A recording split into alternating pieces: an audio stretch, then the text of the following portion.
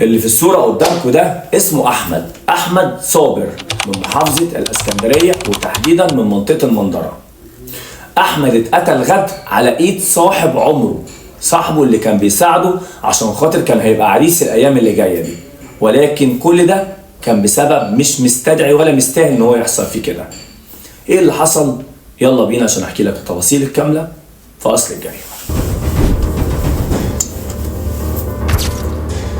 قبل اي حاجه طبعا ربنا يرحم احمد ويصبر اهله على فراقه.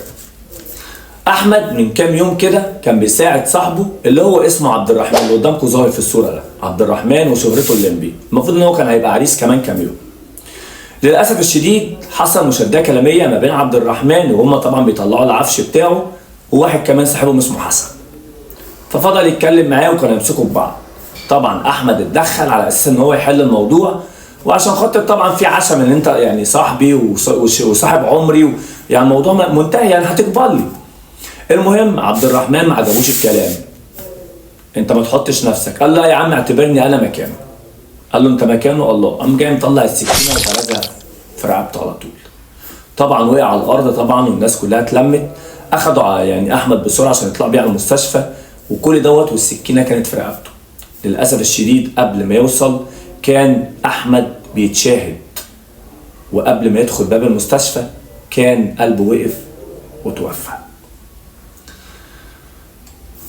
هو انا مش عارف يعني للاسف الشديد الموضوع مش مستاهل كل دوت. يعني هو طبعا ربنا يرحم احمد ويصبر اهله على فراقه، وفي نفس الوقت عايز اقول بس لحظه شيطان ممكن تخليك تخسر اعز حد ليك.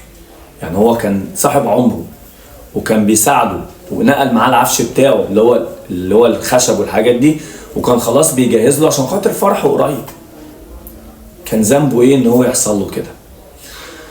حسب الله ونعم الوكيل طبعا. وبقول رساله لكل صاحب وكل اخ، يعني ما تخسرش صاحبك بسبب اي حاجه تافهه مش مستاهله، وحاول على قد ما تقدر ان انت تكون قازم عن الغيظ عشان خاطر ده مصيبه كبيره ممكن تخليك تقتل.